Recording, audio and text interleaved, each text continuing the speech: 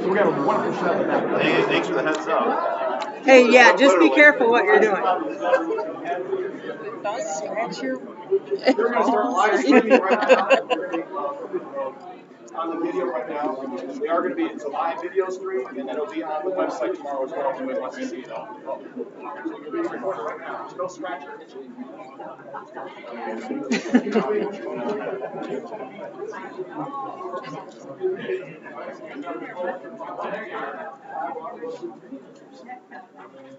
And then there's poor Stacy sitting up there all by herself. Yeah, they probably wanted her up front. I'd like to officially call this special meeting of the Seneca County Board of Commissioners to order.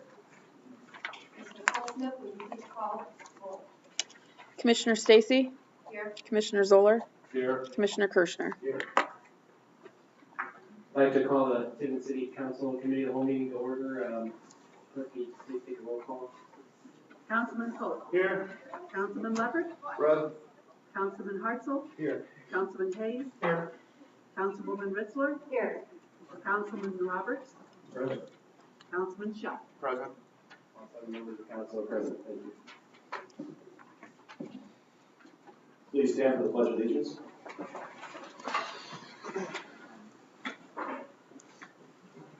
Pledge allegiance to the flag of the United States of America and to the republic for which it stands, one nation, under God, indivisible, with liberty and justice for all.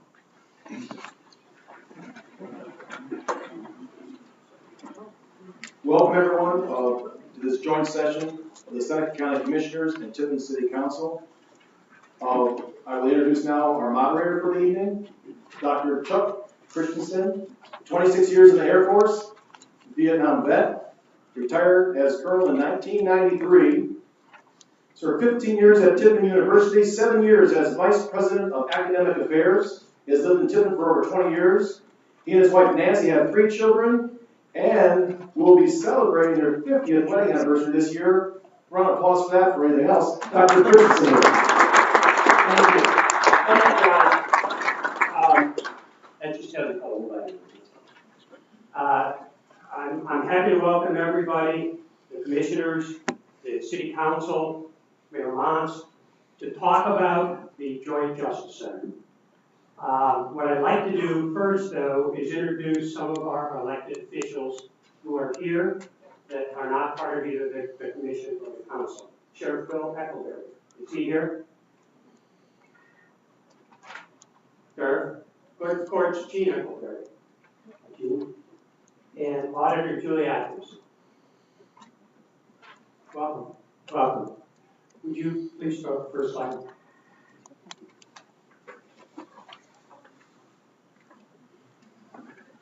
Okay, the meeting format. I'd like to go over some of the ground rules before we start the discussion. This meeting is solely for the purpose of discussion among the elected officials with no action items coming out of this meeting. Everybody understand that? The second is that there will be comments, question sheets will be sent, collected at the end of the meeting and sent to all elected officials. Now what that means is that the discussion will be among the elected officials. Okay, now if there's a question of fact, we have a group of gentlemen over here that have done the 2 studies, the East Tower study and the Joint Justice Center study. Who can answer those questions? The meeting will wrap up at 7 o'clock. And the mayor's told me that if somebody's making a point at 7 o'clock, we will not end the meeting. So we will not end the meeting at that point. But anyway, we'd like to get everybody out by 7 o'clock, which means that about 6:45 we'll start to wrap it up. Okay. A little bit of recent history before we start the discussion. Both the city and the county have judicial needs, thus starting the conversation on combining the 2 public facilities. Using the locally created Council of Governments to facilitate a discussion, an application was submitted for a feasibility study grant, which was awarded. All participating elected officials plus public and private partners were interviewed to identify their needs. This was in the Joint Justice Center study. The study was completed in February of 2014, and presented to Mayor Mont, city commissioners and judges, and county commissioners and judges at a public meeting in March 2014. Should that also be the council? Is the council involved with that? Okay. $500,000 LGIF loan was applied for by NCOR COG and on behalf of Seneca County and City of Tiffin, which was awarded in December 2014. This zero-interest loan can only be used for the Joint Justice Center. Okay.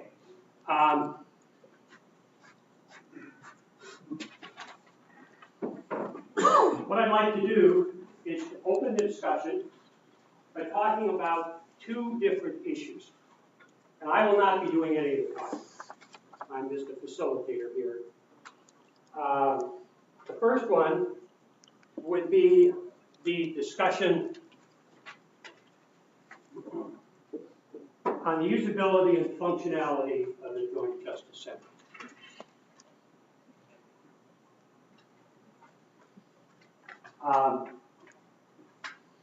Do we have anybody in the audience who would like to talk to that a little bit? The functionality and usability. Would you gentlemen like to talk a little bit about how the study was done? And, okay. Give it your microphone. Hi, I'm John Cornblue from Burtis and Eichel. I am one of the authors of the Joint Justice Center study. The process, as many of you know, was broadly based. That is, we met and spoke with many of the people and representatives who would be using the Joint Justice Center. We assessed what their needs were. We toured their facilities, and we compiled a table of information, program of what we call program of spaces that listed all the different spaces, their sizes, and what they would require. We also talked about how the Justice Center might be used. Obviously, where are the different adjacencies? That is, how courts would be located next to offices, next to exits, and so on. I think many of you know about the process because we interviewed many of you sitting here this evening to get firm use of some of those needs. In the development of the Justice Center study, we concluded that that there was a certain particular size of the building that seemed to make the most sense, was the most efficient use of the dollars that would be needed to build it. That was the Justice Center being situated adjacent to the existing annex building would allow a lot of operational savings and efficiencies. So that's how that process was developed, how we worked through it, with the input and participation of many of the stakeholders. Thank you. Would you gentlemen like to talk a little bit about the usability and functionality that you did with the East Tower site? I'm Craig Gossman, for the lead firm on the East Tower study. As we approached the project, we were asked to take a look at the Burtis and Eichel study and borrow that program so that we just get the efficiencies of just establishing that we're going to be doing our study with the same kind of program and design objectives with space planning and so forth that Burtis and Eichel did. So we borrowed that program. We then started to look at how that program could be integrated into not only the historic building of the East Tower, but what addition we would have to put on the building to get the same square footages to establish kind of an apples to apples comparison. That is a little skewed even as we took that approach, because we also took the approach that we would be reconstructing what is already in the annex building on the campus with the East Tower. So when you look at the numbers and so forth, we're actually dealing with 54,000 square feet versus the program that I think was 36,000 square feet for the building to be built adjacent to the annex. So that's kind of how we approached it. I'm certainly not a judicial expert, but my colleagues at school in Caldwell are, and they also had the good fortune to kind of ramp up quickly because they were involved in the Seneca County Courthouse restoration project. And so at that time, they had the opportunity to interview judges and folks like yourselves to see about how the county courthouse would work and function at that time. So we kind of ramped up with that information, and that's how we approached it. Do you folks have any questions that you want to discuss about the? Yeah, Chuck, I guess I'll ask a question. I guess there's something that's blurry here that I want to qualify if I could. John from Burgess and Nyepel has stated that we talked to stakeholders. We talked about, I assume, things like security and judges' chambers and all those other issues.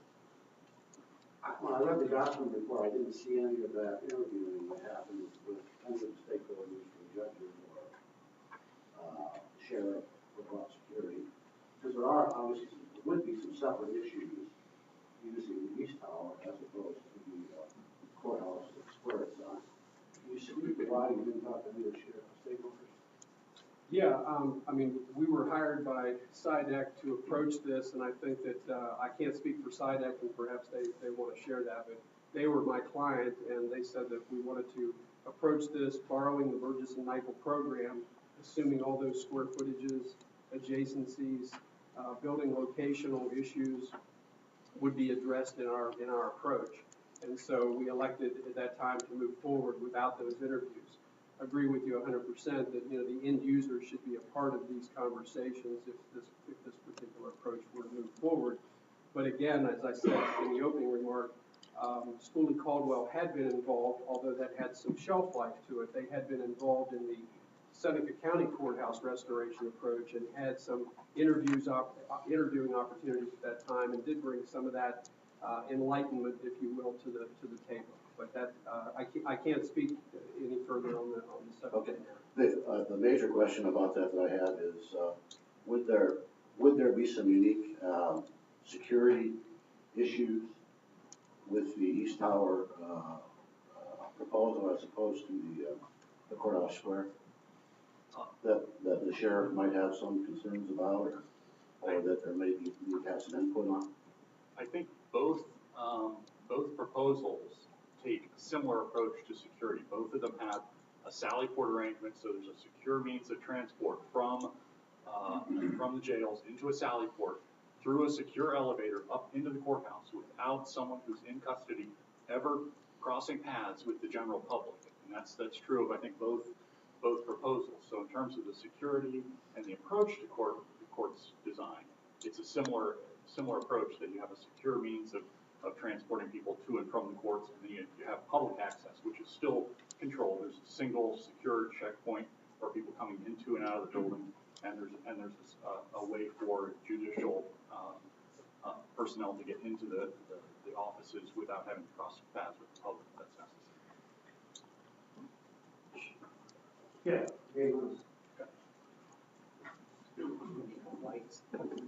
I guess my question's for the folks at Burgess and Nyepel, kind of a two-part question. First, do you feel that your study is both thorough and accurate?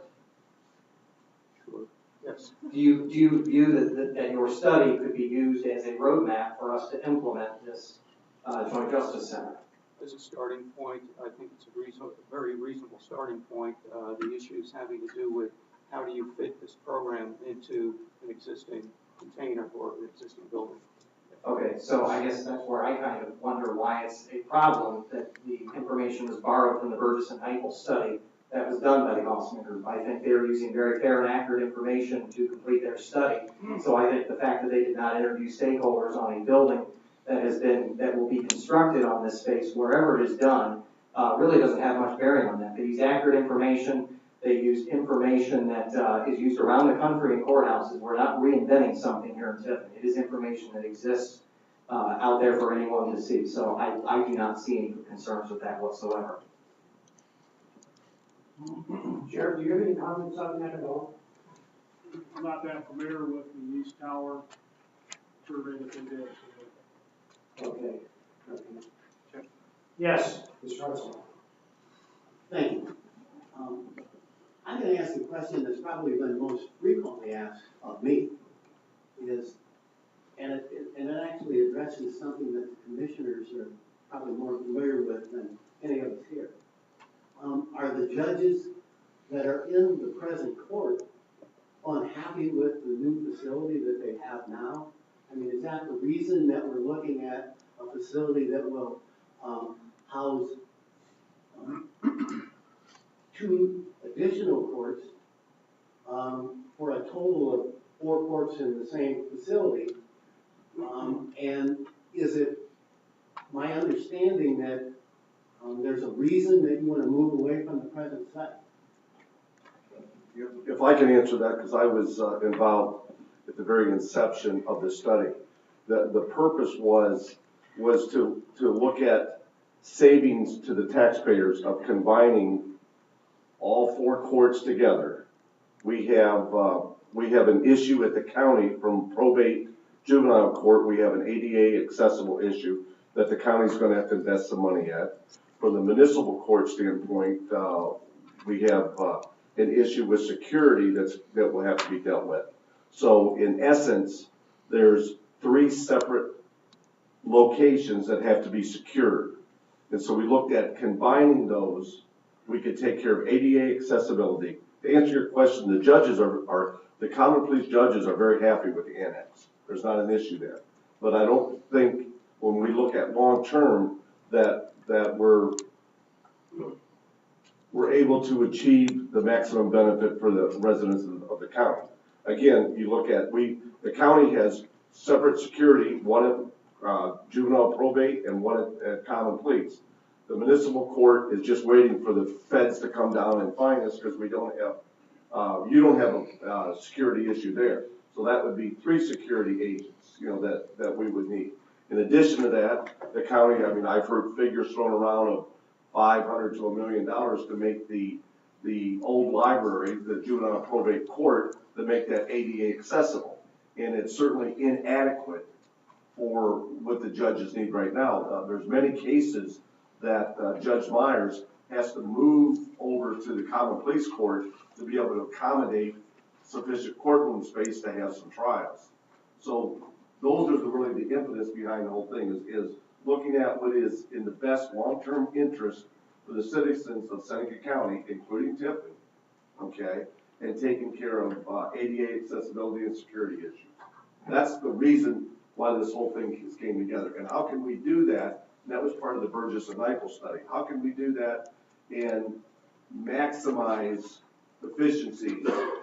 And initially they've come up with 180-some thousand was a yearly savings. Keep in mind what we're doing here, folks, is a 75-year investment. So that $180,000 a year is just a tip of the iceberg.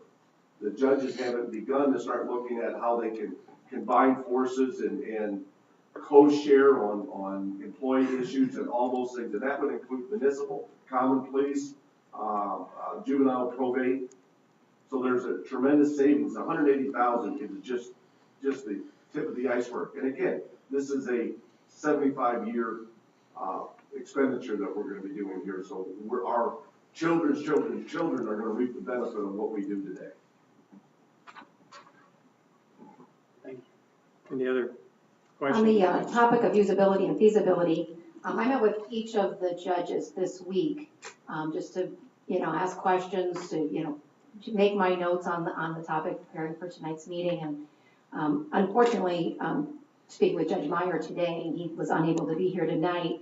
And looking at the 2 studies, so I guess the questions to the gentleman in the back, I realize they're concepts and it's not cast in stone on these layouts and so forth, but the concern Judge Meyer had, he says, or not a concern, but just something he mentioned when I said, if there's anything that might, concern you, and he says, well, we do have to be aware of the flow of that traffic between juvenile court and common police court. And so I'm making an assumption that there's probably obviously a lot of ways to look that out, but do you foresee any limitations with that with the East Tower study? Obviously, Courthouse Square, it's a separate building because of what we have there already. But was there any concerns with that as you looked at those types of things of how the layout might be? No, we didn't see any problems with that. The way we masked the courts, it was to provide that secure means of circulation between the courts and develop the courts as court sets on the different floors, so we would think it shouldn't be a problem. In terms of functional arrangements, you have an unbroken secure path between the Sally Port and all the courtrooms. The only exception that is magistrate hearing rooms. I have, if I could ask, I would like to ask Judge Rep, who has certainly looked at some of the study and has some concerns. I'd like to get your comments on that, Judge. Okay. About About the accessibility of municipal court as it was laid out on the East Tower study. Well, I did get the opportunity to review both studies extensively, and the first study basically has us on a one-floor plan. Our existing square footage is about 4,500 square feet. And I believe that the square footage that we're going to get under the proposed Joint Justice Center, as proposed by Burgess and Nyepel, was about I think it was about 9,000 square feet per floor. If I'm right or if I'm wrong, John, please correct me. The part of the issue with the East Tower is instead of going from a horizontal plan, we would be going to a vertical plan, which means you're going to have different offices on different floors, not necessarily working in conjunction with each other, and the actual square footage that we would be getting at the East Tower would be less than what we have now. Now, my concern is, and I'm not bragging, but the municipal court's the busiest court of all the 4 courts. I have more flow. We have trials every day. We have prisoners coming in, and for me, that's a concern. I do think that there's probably, and I don't want to speak for Judge Meyer, because Judge Meyer isn't here, but I think that there's also a concern about commingling juvenile offenders and adult offenders. Having kind of mix and match courtrooms, I know that generally they have separate facilities, or at least facilities that are separated away, and I know that that's a concern as well.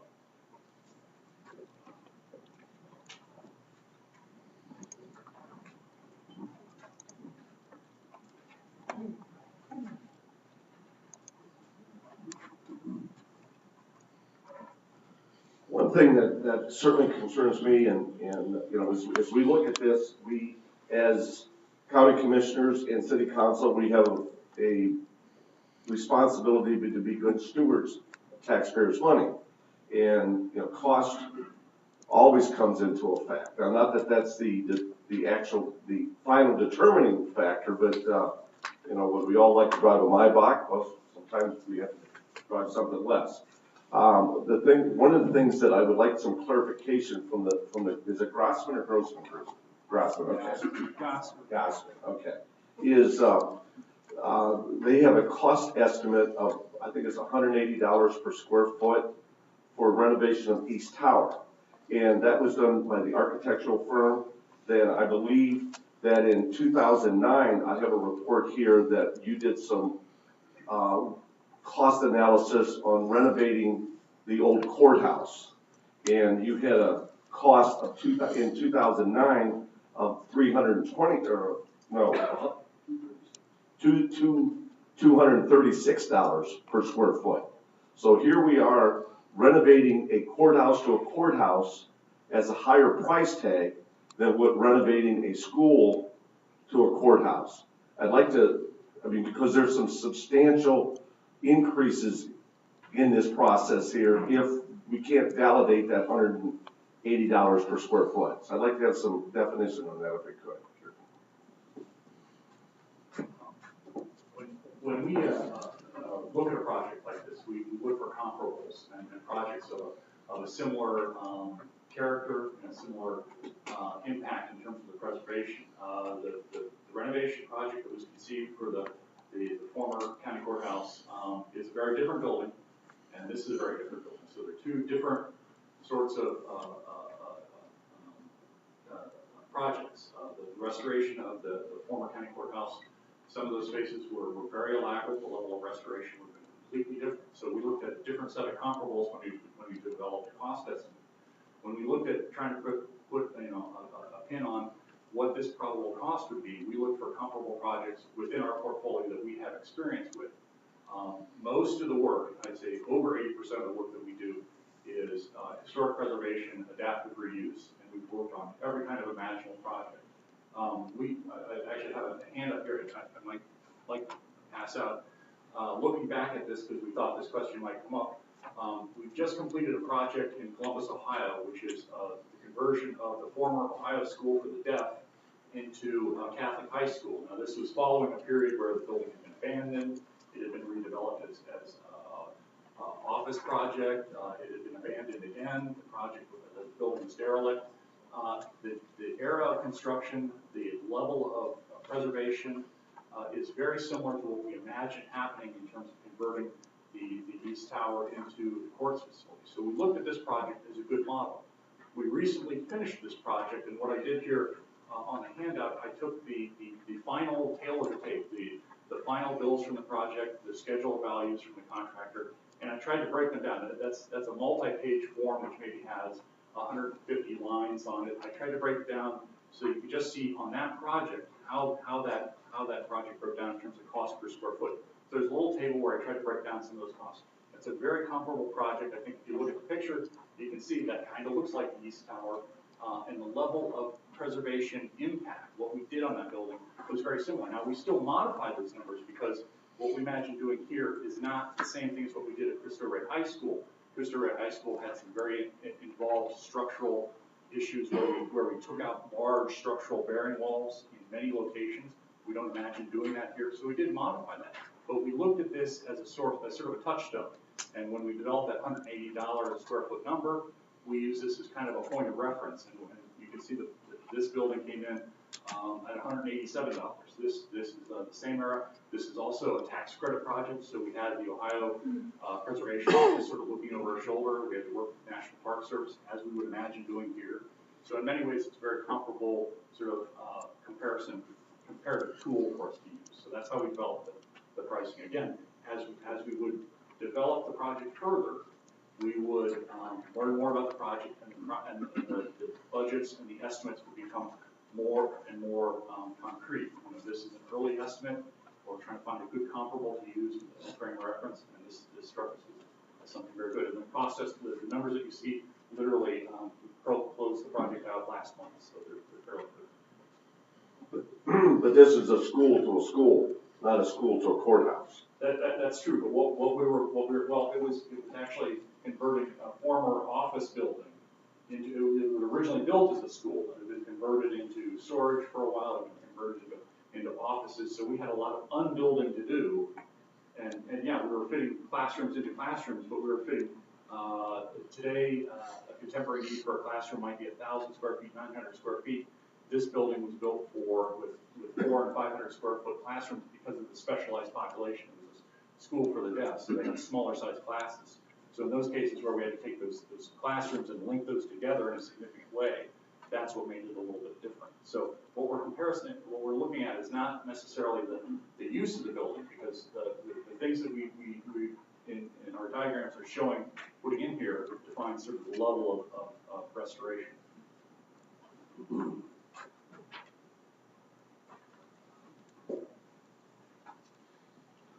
Thank you. Yes, my question is more for the Gosman team over here. Is there anything that benefits, I guess, what you believe your design has, benefits over the original new construction design? Are there things in it that will actually make our lives easier or better?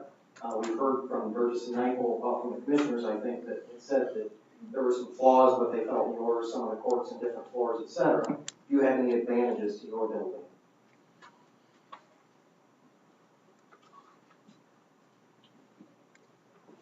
Well, I guess being an urbanist and preservationist, I have to say that, number one would be that we're saving one of Tiffin's most iconic structures for future uses in the 75-year generational future for people to use it. That being said, if it doesn't function well, then that's all for naught. And so going back to what the conversation was here regarding the cost and the use, I think David makes a good point about making sure that we don't confuse use in dollars and cents. Just because we're saying it's going to be a justice center, doesn't necessarily mean that it's triggering any kind of cost escalations beyond what we're trying to do. If you look at the diagram carefully, we're basically doing what I'm calling kind of back of house needs, the office needs, and the magistrate needs, and things of that sort that are in the historic component of the project. And the new construction is where all the court sets would be located. So you're basically getting modern courts and the stackability of that on the back of the building in the new addition. So I don't know if I can speak to, need or anything that we're getting as a benefit of the building. There's a compactness to it. It is vertical, but we have vertical circulation systems in there. We're able to restore stairs, put elevators in, I think meet the security needs and so forth. But I think, maybe the secondary benefit, which is not obviously first and foremost to this conversation, but what happens to the other property if this were to happen here? And perhaps one of the secondary benefits might be that the town green that is now there today where the Seneca County Courthouse once stood is brought back to life as a public gathering space and something of an economic development component, something that Tiffin's never had. So we save a historic iconic building, we get a town green, and we get a building that's built for 75 years of future use. A couple of things that I think are advantageous about the diagram for the East Tower proposal is, again, there's a secure link between the Sally Port and the courtrooms, and that goes for all the courtrooms. And I'm not quite sure how, with the Joint Justice Facility, how there's a secure link between the Sally Port, which is in the new building, and the annex goes without mingling the populations. Maybe there's something I don't know about that, but it seems to me like that's the case where to get a prisoner from the Sally Port into the annex does require taking down a public corridor, and that generally is something that we try to stay away from. The other thing that we've tried to incorporate in the East Tower proposal, which is something that we've done in other counties when we work on court facilities, is we've tried to locate the probation office immediately adjacent to the holding cells. Occasionally people will come in to meet with the parole officer, and because maybe they flunked their urine test or something, they're taken into custody right then. And sometimes they're not too happy about it, and having them be able to be brought into custody and taken right into holding, again, without going back out in public corridors, is sometimes felt to be a good thing. We found that to be a preference in other counties.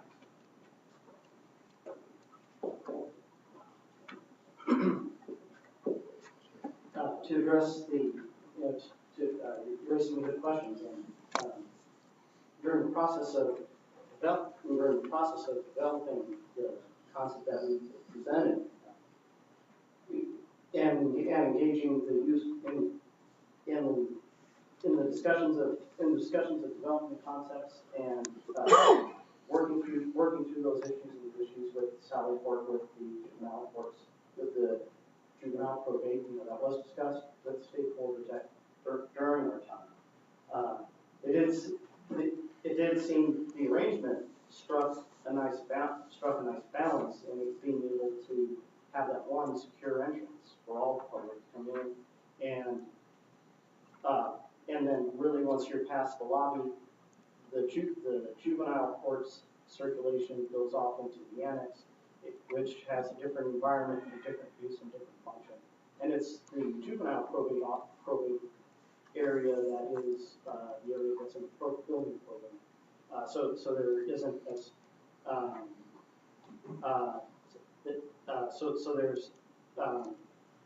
so there's that function all within the building, vertically staffed and close to the presiding judge who has responsibility for that. So the give in developing what was trying to achieve as the greatest goal of the use facility and the greatest efficiencies,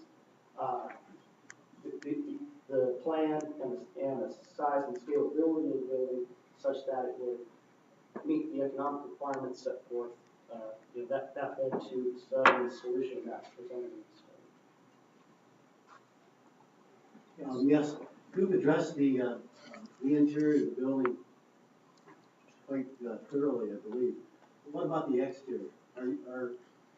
Is it your plan to match what's there now kind of matching the design and the architectural, integrity of the building, or what exactly is the plans? I mean, you're gonna use a similar stone on it? I don't know that anything has ever been really addressed on that particular issue.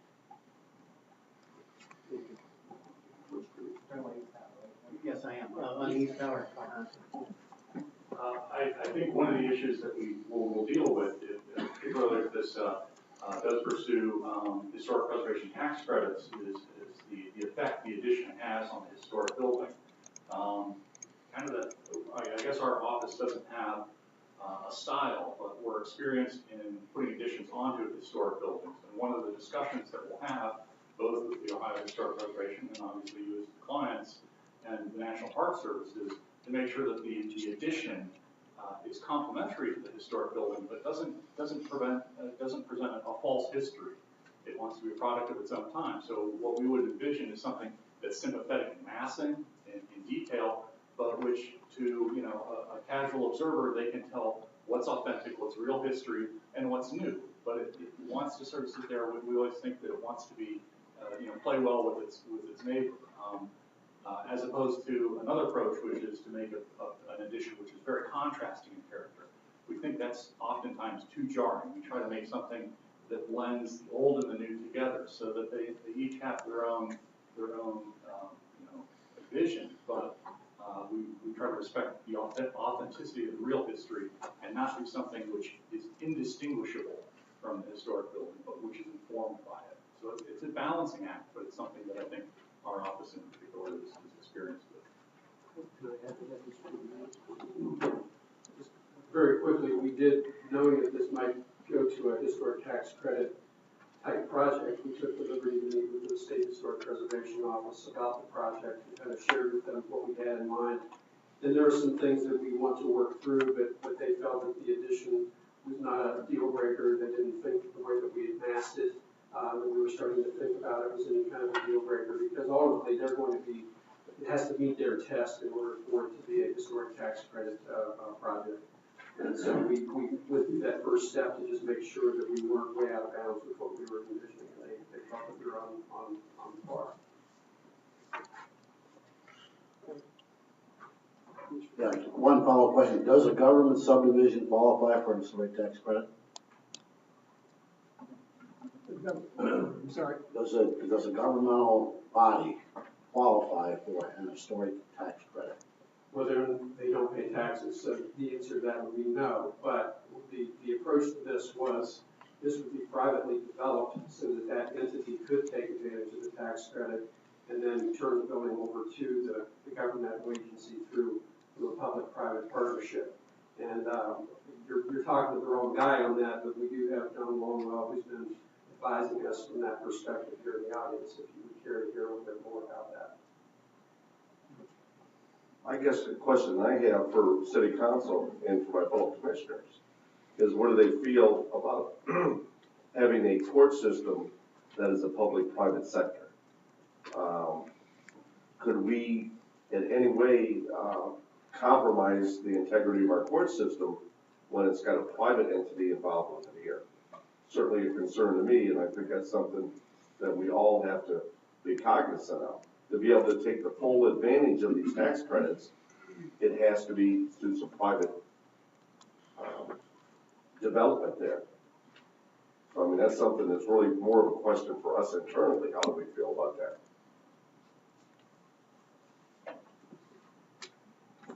I guess conversely, from the question that Councilman Harsel asked, do we have any renderings or pictures of what this potential Joint Justice Center may look like? Was there any brought along? Sorry, but yes, the green space. No, we don't have images of what the Joint Justice Center would look like. We're the design of the Joint Justice Center would happen. That would happen once the design firm is selected and awarded to do that design.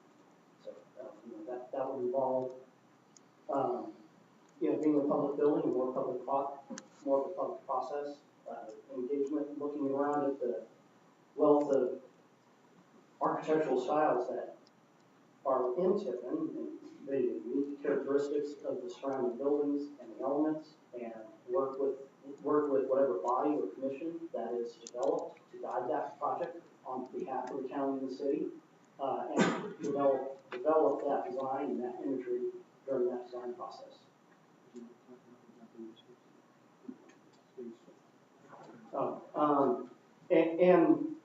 I guess, and likewise, whatever happens with the remaining area around the new Justice Center would also need to engage in public process and what that space is, how it functions, how that remaining area is designed would also would also need to be a part of that development of the of that design process as it moves forward. And it is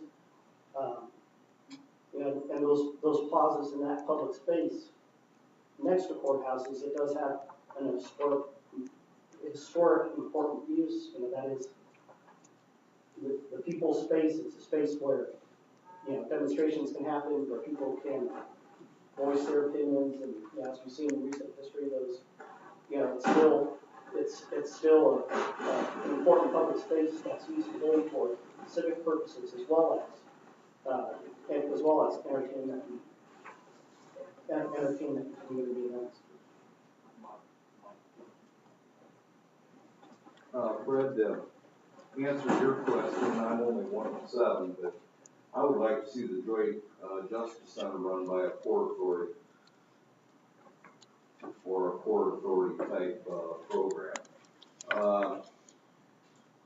As far as new construction goes, if we were to build something to mimic what we currently have as far as an annex, there's nothing that destroys the building worse than water, whether it's from the ground up, basement up, or roof down. Why in the world would we want to build a structure with a flat roof or a near flat roof with a small amount of slope in the state of Ohio? I just can't understand.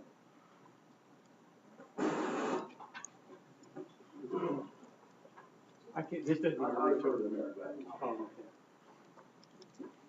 Yeah, Rebecca, if we were to use the historic tax credits for the purpose of the East Tower, how long would that potentially have to be owned by a private entity, whether it may be the Port Authority, a private investor, before we could, as the public sector, whether it's the city, the county, I guess take that back or have control of it to still make those tax credits work?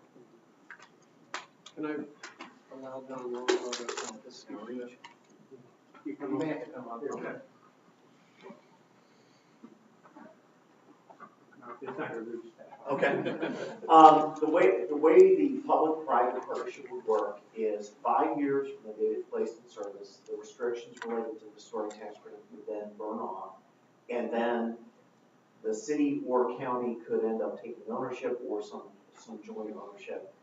All of it can be structured, worrying about whether the courts, you would be under a lease, you wouldn't have a private individual or private company telling you what you can and can't do within the building, except for you can't destroy the historic fabric causing recapture.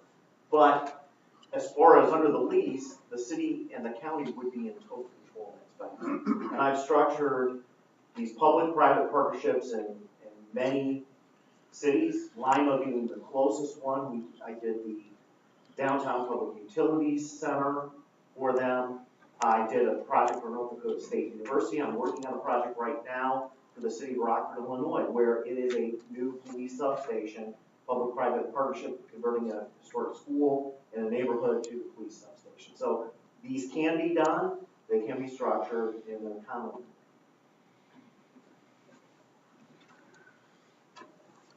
I need to ask the question. I think it's on everybody's mind, and we have the elephant in the room, if you will, but from both groups. We're talking about a cost here, and we are fiscal officers, and we want to make certain that we are good stewards of the taxpayers' money.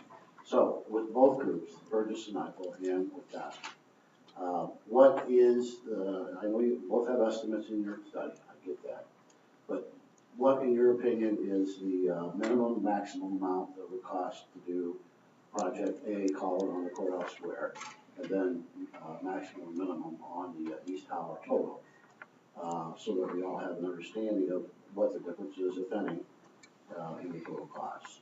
And please each comment to the other if there are any questionable numbers that each other come up with.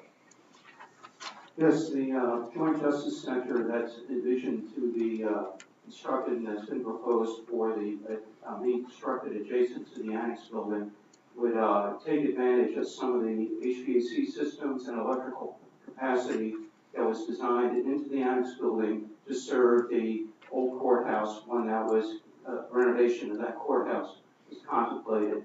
So there's some of the costs for new construction of the new Joint Justice Center that would be less than the cost of new construction adjacent to the East Tower building. Our study identified the cost as $8,194,000 for the project. That it takes advantage of these utilities being shared from the Annex building. It also envisions a building that is primarily a brick building with stone detailing. And yes, it does envision a low slope roof. If you look around the state of Ohio and other places, that is a very conventional kind of construction. Certainly there are concerns about the detailing of the roofs. If you put a roof on that is designed to last 40 years as compared to one designed to last 10 years, it makes a big difference. So that is something, a factor that I think has helped us to come up with a cost estimate that is reasonable, that does not get into other additional excessive costs. It doesn't get into the additional cost of, let's say, a steep slope roof, which adds a premium on top of the cost of a low slope roof.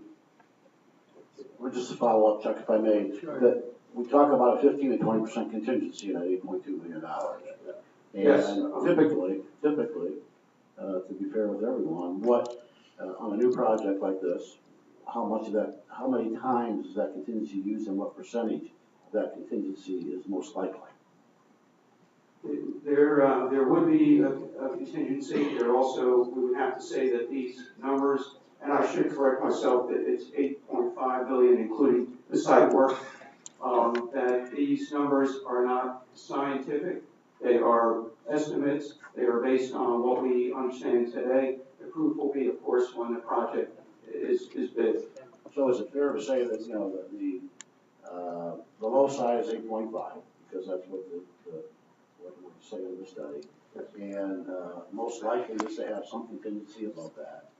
And the high side is the 20% contingency that you said could be the highest, which would be someplace above 1.7 million. There is some contingency built into this number, so that, yes, what I would say is that it's give or take 10%. That is where the accuracy of the number is. Got it. Okay, thank you.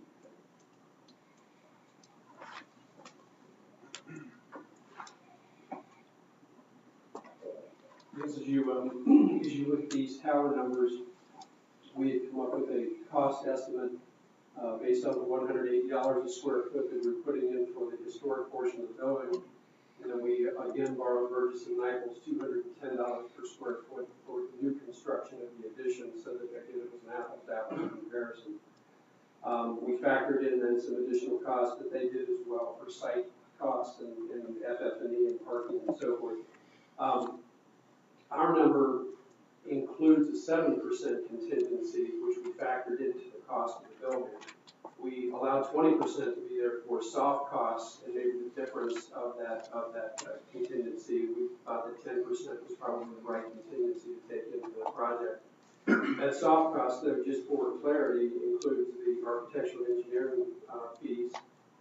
There's room in there for construction management fees if that's a route that you would want to take, because oftentimes we see the need for a CM to be involved as well as the architect and the contractor to kind of facilitate those things. So we kind of ended up with those same numbers, but maybe just handled it a little differently. So we had that in at 11.6 as the total, and then those, the 20% was on top of that number. But again, there was a 7% contingency in there that we already had built into our number right from the beginning. So does that translate someplace about 13? Yes. Yeah. I'm going to ask David to maybe comment too on the project that you saw that was served. Let me follow with you 1 second. Is it necessary to do a phase 1 on this property? And if so, do you foresee any concerns there? I think it would be definitely mandatory to do phase 1. I mean, anytime you're using public funding or even private funding, and private capital, there's a kind of responsibility to make sure that we go through that exercise. Phase 1 is, you probably know, is more or less a walkabout and an understanding through title search what past uses were on the property and to determine if anything would be there that would cause alarm.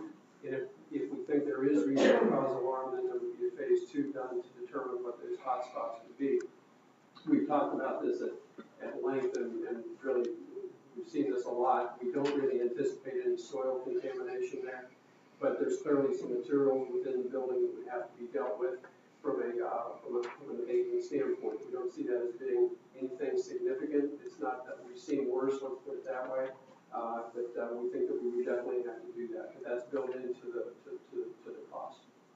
Look, just the numbers, to make sure I understand so that I guess we're all on the same page. And that is that Burgess and Ivo are talking about with contingencies somewhere about $9.4 million with the $850,000 on top of the original estimate. Is that correct? Okay, with the contingency. And you folks are talking somewhere about $13 million. I have it at 13.9, 11.6. We were talking about 20%. Considering 7% built in. Yeah, 7%. So about 13. I just want to make sure. So about $13 million. So the difference between the two, just so everybody knows, is somewhere in the range of $3.5 million. Is that fair? Yeah, that's right. And okay. And just maybe for clarity, again, with us doing 54,000 square feet and the new build being 36,000 square feet, there's a difference. If you just even put the average square foot cost in there, that would pretty much get to that number. We're just trying to compare cost to this project, compare the cost to that project. Yeah, I get that. Okay, thank you. We'd like David to comment on the contingency piece. You can see that on a handout that I gave, there are 2 contingencies there. And as we design a project like this, early in the design phase, during conceptual design, schematic design, we would have a larger contingency. We would have a design contingency because we're aware that there are going to be things that surface in the process of design that we don't know on day 1, but we know that they'll reveal themselves. By the time we finish the documents and they're ready for bid, that design contingency should be 0 because by then we've uncovered anything that's going to happen to the project. Going forward, we will take a contingency into construction and we will advise the owner to plan for the contingency, build that into the budget. And we did that with the case of Cristo Rey here. And we anticipate spending the contingency money. That's not mad money or something. We anticipate spending the contingency money. On Cristo Rey, because of the way the project was structured, roughly 10% was brought forward as a contingency. It was split into 2 pots of money. One was held, this was a construction management project, CM at risk, and there was a guaranteed maximum price. So half of the contingency money was held by the contractor, and half of it was retained by the owner to spend at their discretion. They did spend the contingency money, but oftentimes I think with preservation work, there's a perception that, well, projects mushroom and the budgets go out the door. We have to play by the same rules as everybody else. And when we establish a budget, as we know more about the project, we refine the budget. But once the budget's established, that's what we have to design the project to. In terms of your question about the phase 1, going through the building, I think we have the advantage. The building already has sort of revealed most of its surprises. Oftentimes we get into buildings and we really are in a poor position to sort of really understand what we're going to find when we get into the building. There's already been quite a bit of building clean out here, so we already have a good sense for what this building holds in terms of its mysteries. And there aren't very many mysteries yet to find, I think. In many ways, every time we go in this building, we're going to see garden variety restoration issues here. So it should be a very, very efficient process.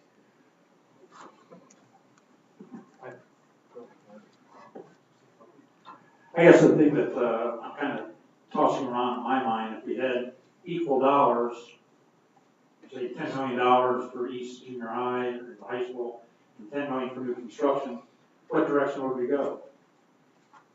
No question. Okay, we're going East Tower.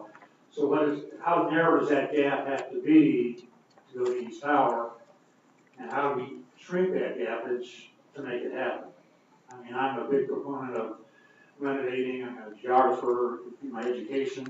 I love the green space in front of the courthouse. How do we, that's a great community asset. So how do we shrink that shortfall to make it happen? That's something walk my mind. Mine's just a point of clarification. The Burgess and Nyepel study, if you look on their final estimation cost, is actually 8.516. Not 8.2, so that does inflate the figures a little bit. 20%. Okay, so 20% contingency gets you to about 10.2 million. So there is a smaller gap than what we were talking about. I just wanted to make sure that we were clear. You said, I thought part of the contingency was the 8.5, but I may be What I indicated was that there is a 10% design contingency built into our number. We would expect that during construction, we would want you to carry a 10% contingency on top of this. And it's not necessarily money that would be spent, but that is money that you need to have available in case there are unforeseen conditions. But I think that's an important point, because we need to know exactly well, at least going in, what the difference is now, and Mark's follow-up question is excellent. I just asked Brent's over there. Of all the construction projects the city's done, have you ever had one that you didn't use a contingency? I mean, the last 20 years, I would say yes. Some projects we do not actually use contingency. What they are, I don't know offhand. We'd have to go back and look at the type of project. We do a lot of sewer projects, road projects. I don't know if there'd be anything that would be comparable to this particular project. but a lot of, most of the time, history shows it's contingency. I've not watched an HGTV episode yet.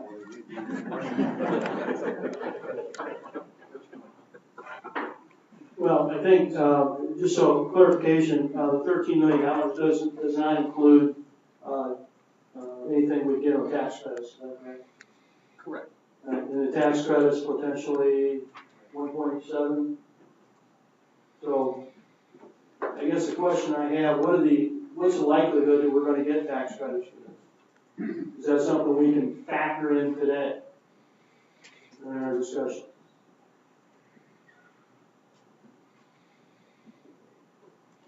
Well, we could never say in confidence going into any tax credit project that absolutely you will get the tax credit. It's up to us and you to play by the rules of engagement so that we secure that confidence the further we go into the project. We would be meeting with the State Historic Preservation Office and disclosing our plan to preserve and renovate the building, so they're going to know what we intend to do. If we have any deviation from that through the process, we have to make a concerted effort and a good argument to inform them as to why we are deviating from that. But if we play by the rules, they understand where we're going, they see our game plan, we play the rules, play the game by those rules. At the end of the day, we should be able to satisfy the request for meeting the needs for a historic tax credit project. And I think we've flushed that out in some of the conversations we've already had, thanks to Don Lowell, who is an attorney, by the way. I brought him up here, but no one really knew who he is out of the audience. But Don's an attorney that really focuses on historic tax credit and market tax credit work. I'd like to speak because Craig's speaking of what would be the federal historic is merely a qualification. Do we meet the design standards? The biggest issue I saw was the addition, which Craig immediately, with David, went to the State Preservation Office, who said, you know what, given that there was an addition, the new addition, the way it's being attached, everything should meet muster. That to me was the biggest design issue faced. So I think the federal is, as long as everybody's willing to massage the project to stay within the design guidelines, the federal 20% credit is pretty assured. The state is a competitive program. You have to apply, you have twice a year application. Knowing that application, having done, probably 12 to 15 applications, this is a project I think that will be at the top of the list. One is, we haven't had a state tax credit project in Tiffin, we're gonna get bonus points there. We have a totally vacant building. The other thing that most historic projects don't have is the new addition.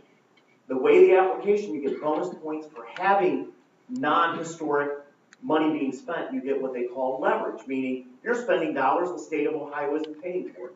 So knowing the way that application works, I think if the design is worked out, we can turn in an application that I would say, you're probably in the at least 75% range that would get approved first time. If it doesn't, you would then apply the next 6 months, and they have a way that if you didn't get approved, they give you a couple bonus points trying. And the fact that this is a significant building, I think the State Development Services Agency would want to see this get approved, knowing that it's being used for public purpose. Yeah, can you break, can you break down the federal and state Okay. dollars? The federal is 20% and will, so it's 20% of the qualified cost, and that's anything that's being spent on the historic building, and then even shared infrastructure such as HVAC. It's a volumetric analysis, but you do get credit regardless of whether the HVAC system's in the new or the old. As long as they're serving combined, you can count those in the total piece. But, so the federal's 20% on what's being spent on the historic building, including soft costs, and then the state is 25%. There's a little bit of difference in pricing just because of some other tax issues. The state on this type of project will probably be, somewhere between 75 cents to 80 cents on the dollar would be the pricing. So you would talk about the state credit generating a after marketing cost of about 20% of the project qualified cost. The federals would probably on this side be in the 90-cent range, 90 to say 93 cents. So there you're looking at about 18 cents. So you're looking at about a net 38%. So you're talking about the combined? Combining them together after the marketing, which kind of gets to the number that is in the study at 85 cents on 45 cents. You get to about the same number. One more thing, and I might ask another question. The 1.7 is the amount of the potential grants. That leaves us, this really isn't viewable, that leaves us 1.9 million. Back to Mark's question. If the difference is 1.9 million, how are we going to fill that gap? That's the $1 million question in the room. I guess before we get into that, I've got a few ideas, but I wanted to ask, since we had a supplemental report provided by SIDEC, I'd like some information on what David had talked about in that report with downtown development, potential investment that this may spur if we have that green space and build that into a real meeting place and gathering place. And also, because he had talked about, I think, $5 to $10 million worth of investment in that study, or at least when he had spoken at the middle school. So I guess I'd like if David could go any further in depth with any of that to give us some background information on what he may have in mind, or what he's thinking, or any examples he's seen in his previous jobs. Or if Craig's group has some information too, maybe they should start off with the big picture and David can whittle it down to different size or something.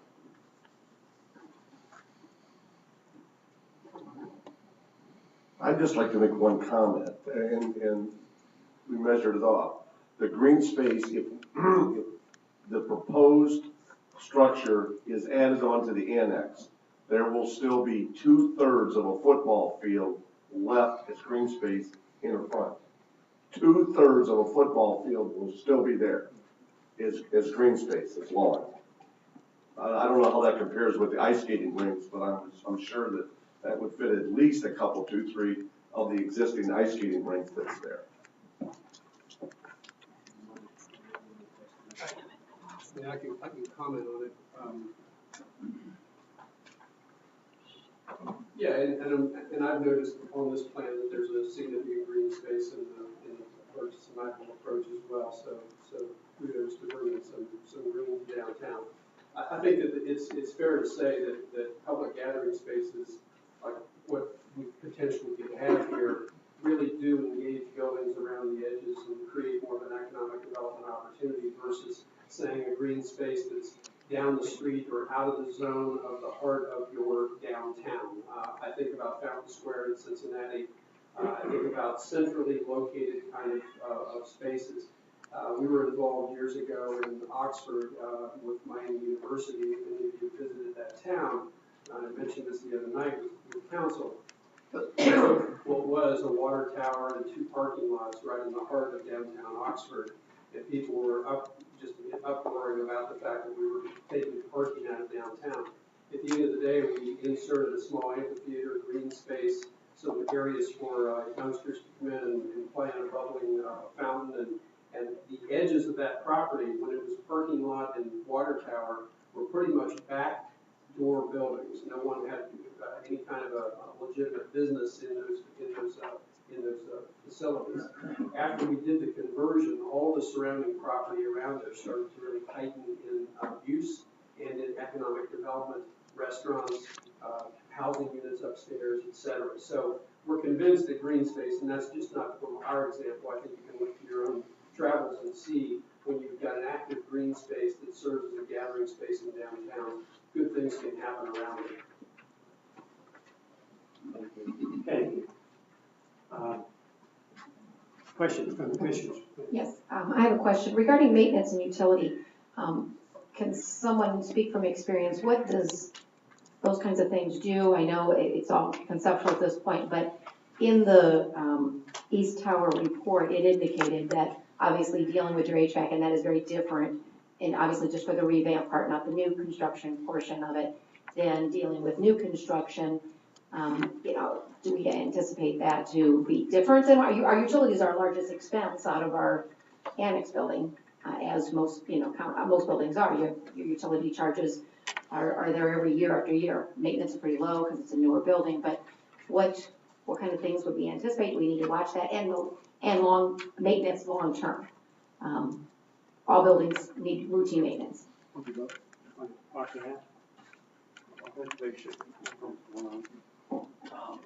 Ongoing maintenance and operating costs are a big concern for all buildings, old buildings, new buildings, renovated buildings.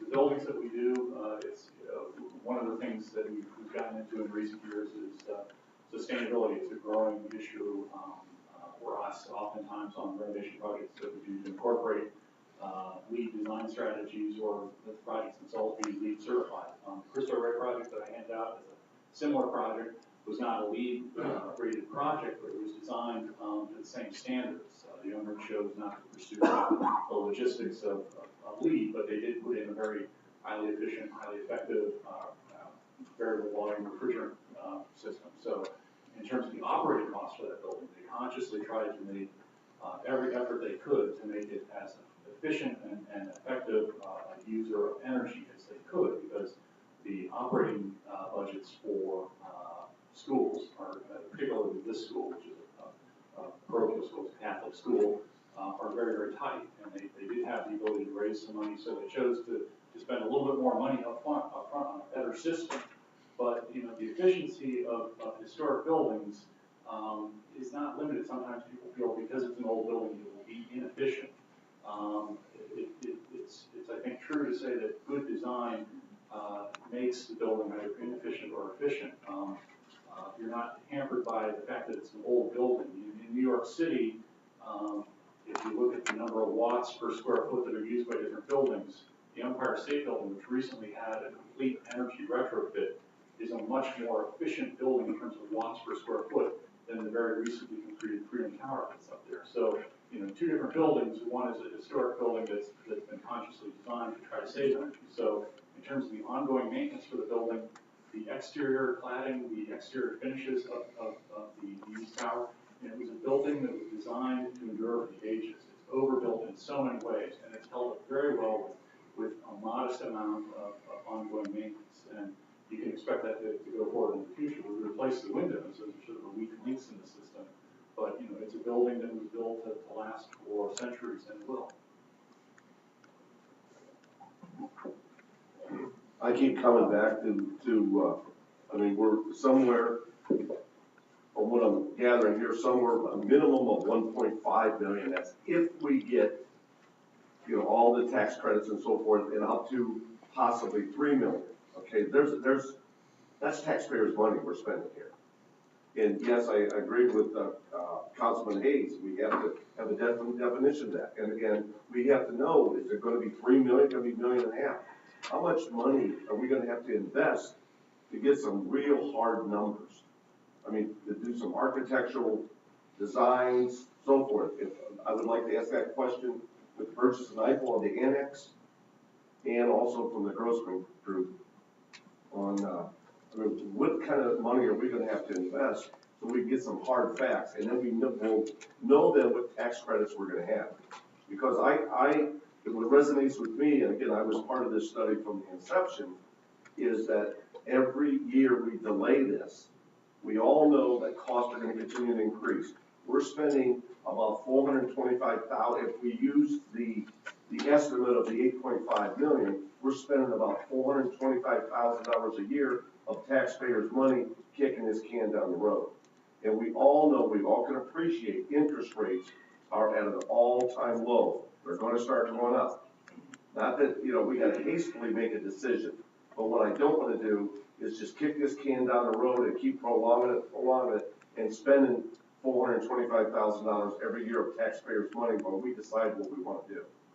So again, the question is what kind of cost are we going to need to truly justify or to come up with tangible figures on what it's going to cost the county and the city for this? I would ask that to both groups. In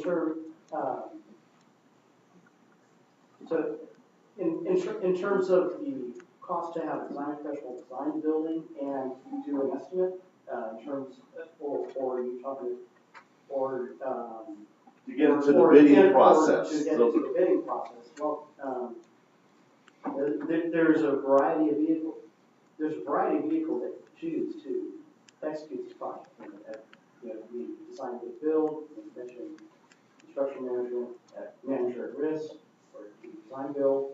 So those costs vary depending upon the delivery method that's chosen. But historically, if they're not in one area, they're in another area. Design build, the conceptual design, the contractor will still add that into this number to finish it. The design costs you know, they could vary, including investigation studies depending upon the nature of the property. You know, you pay from 10 to 15% if you have a construction manager at risk, if you're doing other environmental investigations. So it does somewhat depend upon your delivery. So we're talking again, looking at the annex, for us to even see if it's, you get a hard number on it, we're talking about investing $600,000, $700,000, $800,000 to get a hard number. I mean, you can see the dilemma that we have here. They're looking at an $8.5 million project, and he's looking at roughly 10% cost to get. Maybe I'm not understanding it. I would just say this, that, you know, perhaps I do too much work in the private sector. The private sector will not let us spend that kind of money to get to an answer, bottom line. So I think a hard answer, absolutely right. You're not going to know until the absolute day the bids are open and we see it.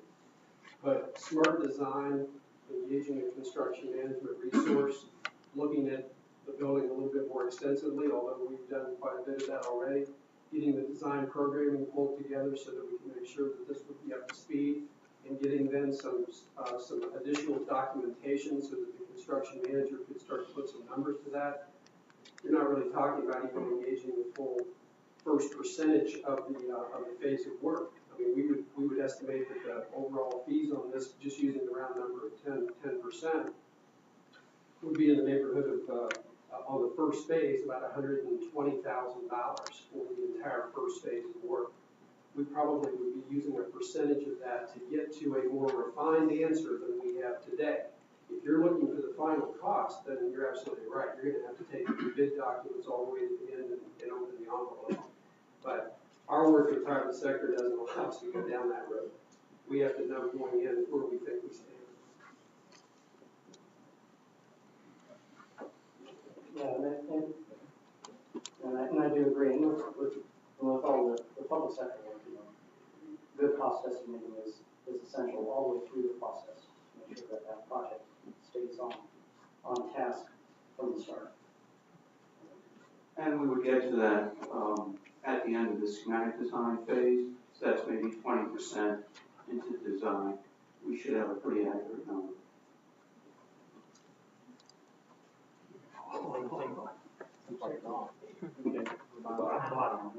See? That's why I like, oh, it's still.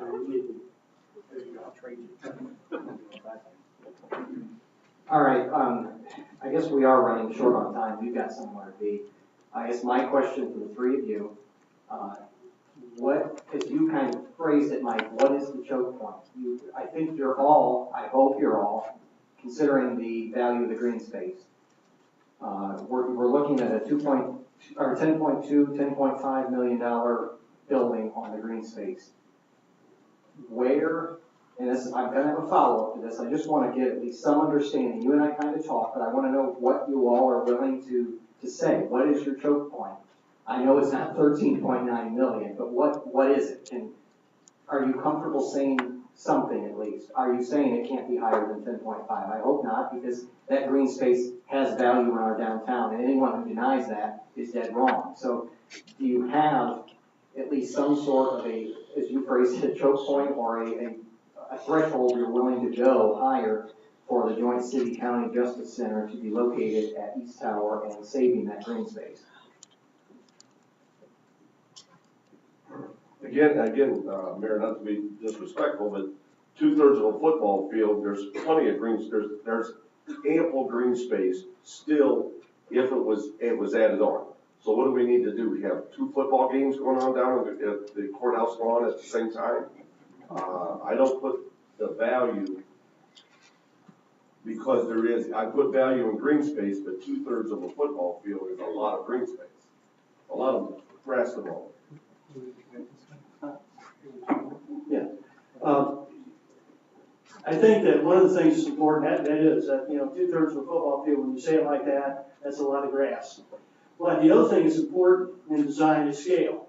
And anyone who sees what we have today versus putting a building on there, you're going to lose a lot of area that has greater use.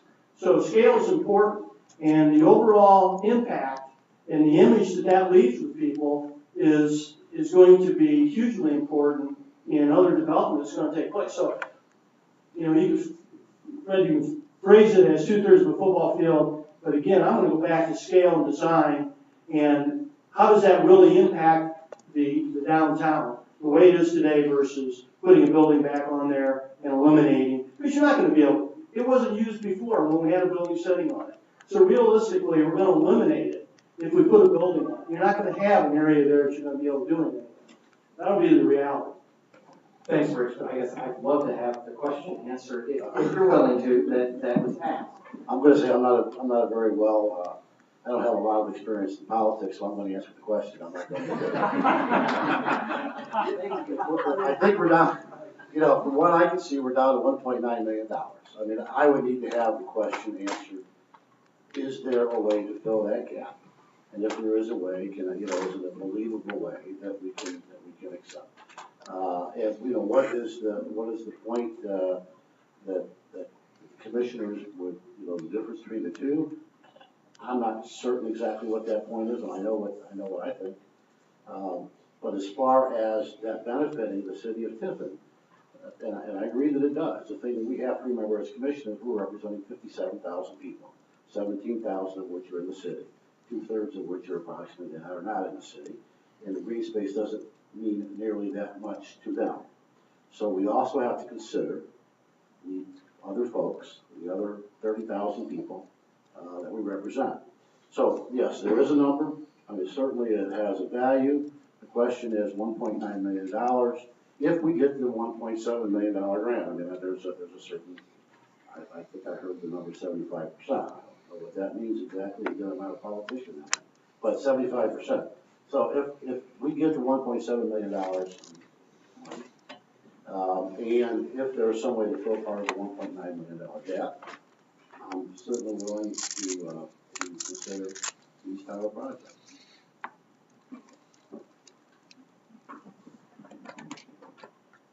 I'm not gonna say as that dollar figure is it. It's a matter of what's the best decision we do for the citizens of Seneca County. This is a once in a lifetime opportunity because we had the need, I don't know when your need was identified in terms of changes for your municipal court, but we've had the need for a very long time to do something different with juvenile probate court. And because of that need, and then I'm guessing that the recognized need that municipal court needed some changes, things too, we have this once in a lifetime opportunity now to potentially be together for one focal point for the center of justice. But again, what is that cost? We've got to do that as efficiently as possible. And the risk factor is something that I cannot make a decision that's going to put any type of level of risk on the backs of the citizens of Seneca County. And a lot of explanation. This was very, very informative and helpful for me, being able to ask the questions about the renovation aspect of things, based on what I read. Because you just can't enter into a risk that you don't know what the contingency is going to be, or you don't know, what's the cost going to keep going up because we're going to keep finding more problems. And all of a sudden now our construction cost is elevated and we're stuck in with that. We also, as the county, if we were not on Courthouse Square, would be facing the need to repurpose the newest building we have into other, not that we can't use that space, but that comes with a price tag as well that we'd have to deal with. So that's different than the price tag on this project and what you're asking, Mayor, but that is something we would have to contend with and deal with in doing that. But we need to, bottom line, know what's best for the courts to provide the services that we all need to provide. Love the idea of the one focal point for the justice system serving the entire county and the city, but doing it as efficiently as possible without the risk on the back of the taxpayers is what I have to be able to support in the end when I know what that number is. We all have to agree, I assume that we all agree that there will be added cost if we go to the annex, or if we go to the East Tower. Again, how are we going to cover that? We can't, that added cost cannot be borne by the 57,000 residents that we represent. So we have to come up, and also I think we can all agree that there are going to be more variables in renovating the facility versus building the new facility. I understand there's value in renovating the facility. I hear you loud and clear. Okay, but how's that gap going to be? I mean, if you start what I don't want to do is start a project, and let's say we say it's 12 million, and we agree how we're going to take care of that and so forth and so on. And now, once they start the project, they find out foundation issues or roof issues, things they didn't anticipate. Now it's all of a sudden 14 million. I cannot expect the residents of Seneca County to pick that up, the 57,000 residents. So we have to have some sort of understanding how this is going to be, and it cannot be on the backs of the 57,000 residents of Seneca County, because again, people in Republic and Attica and Bloomville and Green Springs and things like that, do they have the value of that what the citizens of Tiffin have on the green space? Do they have that value of it? I mean, at that level. I don't know, that 2/3 of a football field versus 2 football fields, is it worth $2 to $3 million more? Yes, well, to wrap this up, we have a $13.9 million price tag on this building at East Tower. I would like to give a proposal to the 3 of you for consideration. We have an estimated $13.9 million price tag. We think we can get at least 1.5, if not the full $1.7 million in renovation or in historic tax credits. I would like to ask very quickly David Zack to give us kind of an overview of potential monies that may be out there and what he can bring to the table with SIDA. And David, you got about 2 sentences to do this very quickly so I can get through this. No guarantee, back of the napkin, potential 1.2, so discount that and say, I don't know, maybe 600 if you're doing rough figures. We're certainly not going to guarantee that. This is, when we started looking at it, we did the studies, we were willing to help do that, but I'm not, if you want us to look at that in depth, we can do that. But we're just doing back of the napkin kind of stuff, so I don't want to leave any impression with any elected official. Sure, so you're saying potential 1.2, you feel better saying 600,000 because that's a rough discount, but sure. I can't commit in this. Sure, okay. To say figure in cost. But we'll take the You're asking 600,000. our professional opinion, real rough cut, sitting at a restaurant, look, we kind of sketched out that. Okay. Again, I am not in any way, shape, or form conveying any impression that that's guaranteed or even, local, state, federal, that's potential. Sure. Sounds like a politician. Okay, $600,000, potential of even more. I'm just going to throw that in there. That takes the price tag down to $11.6 million. I think now is the time, Mr. Connow, you have told me, and I think we need to have you say publicly what you have told me, that you're willing to put up to $500,000 at least into this facility for the Joint Justice Center. Are you willing to stand up and say that right now? Well, I am highly interested in supporting a gap. I am capable of supporting that. I don't think it's as contingent as many of the other statements here. I am also highly interested, and I hope all the taxpayers and citizens are, of most sensible business decisions. I'm still not sure that this is the most cost-effective gap, or cost-effective measure in terms of approach. But whether other approaches, namely, I don't know why I've heard the Judge Rapp and Judge Meyer question why juvenile and perhaps probate need to be with the other courts. I don't know why the annex isn't used for those. I think that's a $4 million shrinkage of the gap. But whether or not one wants to save $4 million or one wants to bridge the gap, I do have money and interest in supporting bridging it. I think it can be done. Thank you. So, if that's factual and you're willing to consider $500,000, that would take this estimated cost down to $11.3. What my proposal would be to the Seneca County Commissioners would be, after all of those facts have been gotten out, Seneca County, being the commissioners and the judges together, would put in a total of approximately $8.5 million into the project. The city of Tiffin would put in a total of approximately $2.8 million into the project to give us a total, if I do the math correctly, $11.3 million. You guys need me to say that again because there's a long, okay. Yep, third point. A city-led coalition that I have already begun to assemble will cover overages above and beyond the $180 per square foot renovation cost associated with East Tower.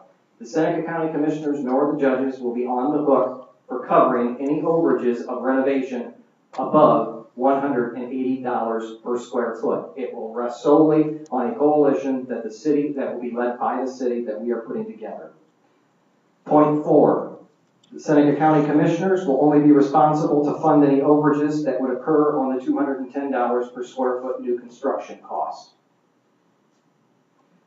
If the project comes in under the estimated $11.3 million, the county will get back 75 cents on every dollar that was committed. The city will get back 25 cents on the dollar. Point 6, the county will sell the green space to the city of Tiffin for $1. The city will not sell that space to any private developer. It will be used as a city gathering place in the downtown for town meetings, town events. 7, as soon as the 5-year period on the historic tax credits have run out, Seneca County will own the Justice Center entirely. The city of Tiffin will not own any of it. We will either rent or lease the space for municipal court. You will own the building outright, as it will be donated, as said, by Mr. Cownow to the county. Would you like to repeat any of that, or I can send it to you in an email? I know it's a lot. Email. Yes, I will send it all to you in an email. But I would like you to consider it. I understand you can't give me an answer now, but I'm asking you to up your ante a little. We'll up our ante. I think we're the ones taking the risk here on the renovation costs, as you've expressed. We're taking all the risk out of it for you on the cost of the renovation. If it goes above the $180 a square foot, we'll cover it in our coalition that we're putting together.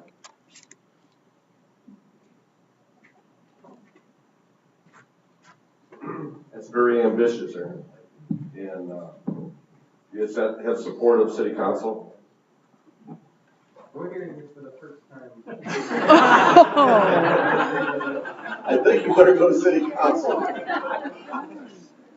Certainly what you're saying is it's very potentially a deal changer. It takes some of the risk out.